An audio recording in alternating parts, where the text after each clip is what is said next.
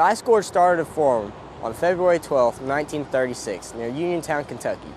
It was slowly moving upriver and expected to reach the city of Evansville in less than a week. By the end of the day, the temperature was near 25 degrees. The next day, it was reported that another gorge at Carversville, 5 miles from Elizabethtown, had broken, allowing several trapped boats to be freed. At Evansville, the water was moving fast, and by the 14th, it had risen nearly 26.9 feet. Ships bringing goods to the city were told to prepare for temperatures around 5 to 10 degrees below zero and poor water conditions. For the next few days, temperatures hovered around zero, and the river kept rising. With a mixture of curiosity and worry, people began to anticipate the gorge's arrival. We read in the paper that this tremendous ice gorge was forming, and we kept hearing about it on radio too.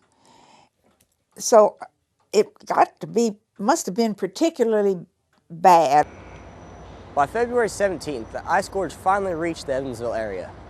The ice gorge struck Evansville with an unexpected amount of power that wrecked many walkways on the river's shore and displaced many boats. The wharf and towboat were endangered, and dynamite was used to break the ice around them. This allowed them to be pulled closer to the bank for additional protection. Boats fleeing the ice were told to seek refuge in the mouth on the Green River, above Evansville-Henderson Bridge. And there was a wharf boat at the foot of Main Street, and the ice was tearing it up. And the Evansville newspapers had plastered advertising all over it, I remember. And it went, and they never did replace that. The water continued to rise, and by the 18th, it finally reached the flood stage. Soon downtown streets would fill with ice and water as the river continued to rise, due to the gorge acting as a floating levee. According to the February 19th Evansville Courier, the gorge had extended to nearly 72 miles, from Uniontown, Kentucky to 6 miles north of Newburgh. McLean Cullum, a Weather Bureau official, expected no immediate changes. With an average temperature of zero, the people of Evansville stayed in their homes and hoped for a heat wave to come and cause the ice gorge to break. The weather in February was said to be the worst in more than 24 years. By February 20th, the blockage was nearly 90 miles long, with small pockets of open water. Later that day, a gorge broke near Owensboro and then at Newburgh, sending a surge of ice and water down the river towards Evansville. This caused the river to jump 1 foot in 14 minutes. With the water still coming in, the river reached to 36.3 feet on Friday, February 21st, and it had the potential to rise to between 43 and 45 feet if the ice gorge had broken completely. As the water rose, the brown masses of ice continued to pile up against every obstacle. Instead of forming a smooth, white surface on the river, the gorge presented a surreal jungle of giant blocks of ice pushed together and on top of each other. It was just jagged.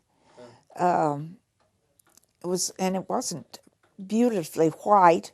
It was kind of brownish tan. But it was not pretty, but it was certainly interesting. The churning mix of ice and water continued to flood county roads and low-lying areas. With all this happening so quickly, some proposed using dynamite or bombs from planes to break up the ice. However, Colonel Wilkins and Colonel Powell from Louisville reported bombs and dynamite would have little effect on the gorge. By February 23rd, more than 2,500 families were preparing to evacuate their homes in southern parts of Indiana and Kentucky, including Evansville and Henderson. Throughout the life of the gorge, Evansville residents could not help but gawk at the scene from Wrights Hill, as well as the riverfront from downtown. The iced-over river also proved too tempting to adventurous residents. Day after day, the newspapers told the stories of Evansville residents ignoring safety warnings and ventured out onto the jagged chunks of ice. It was terribly dangerous to walk on it, but some people did. People did walk over to Kentucky and come back, and I don't remember anybody drowned, so I guess they all got back. The gorge remained near the city for nearly a week and didn't move very far.